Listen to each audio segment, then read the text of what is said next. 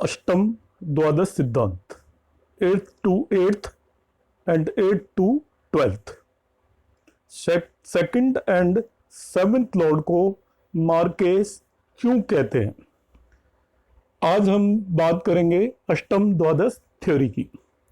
तो जैसा कि मैं प्रीवियस वीडियोस में मैंने एक्सप्लेन किया था, भावत भावम थ्योरी। भावत भावम थ्योरी क्या है? हम जिस किसी भी हाउस से जो भी रिजल्ट देखते हैं, उससे उतने ही हाउस आगे गिनने पर भी हमें उसी हाउस से रिलेटेड सूक्ष्म या माइन्यूट डिटेल्स पता चलेंगी।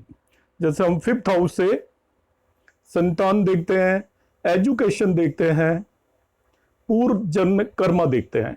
तो फिफ्थ हाउस से हम 5 यदि काउंट करें तो लाइक 1 2 3 4 5। तो 9th हाउस भी हमें उन्हीं चीजों की माइन्यूट डिटेल देखा। इसी सिद्धांत पर बेस्ड है आपकी अष्टम द्वादश थ्योरी। तो अष्टम द्वादश थ्योरी को समझाने के लिए मैं यहां पर एक चार्ट लेता हूं।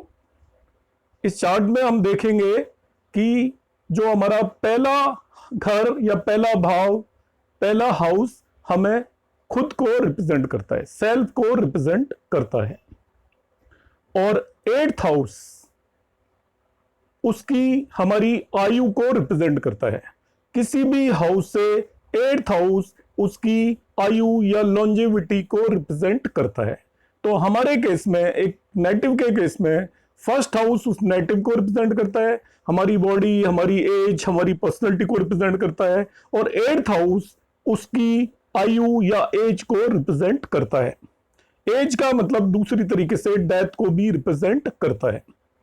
दूसरी बात, किसी भी हाउस से 12th हाउस उसका एक्सपेंस, खर्च या व्यय हाउस होता है।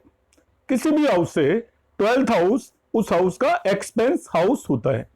तो लाइक हम अपनी लग्न देखें तो लग्न से 12th हाउस हमारा एक्सपेंस हाउस है।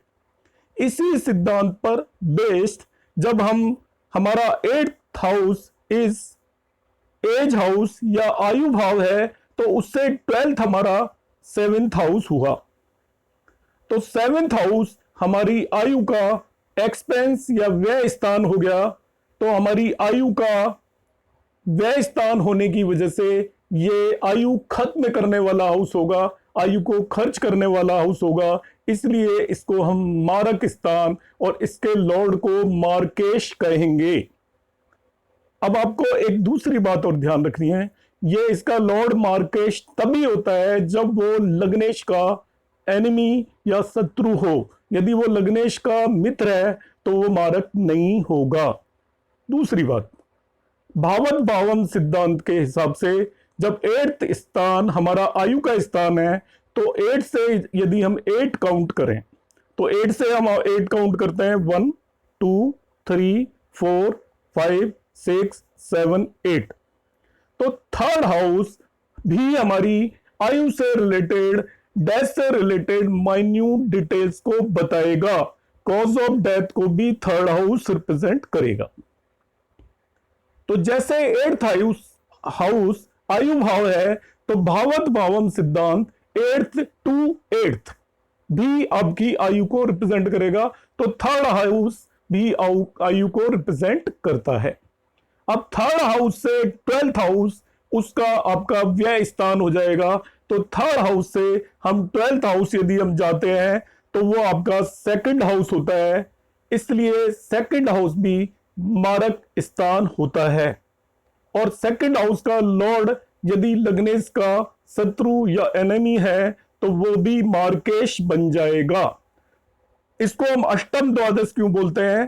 पहले हम 8 to 8 काउंट कर रहे हैं, 8th हाउस से 8 मींस 3rd हाउस, और फिर वहां से हम 12th हाउस काउंट कर रहे हैं। इसलिए 8 to 8 एंड देन 12th ये हो जाता है।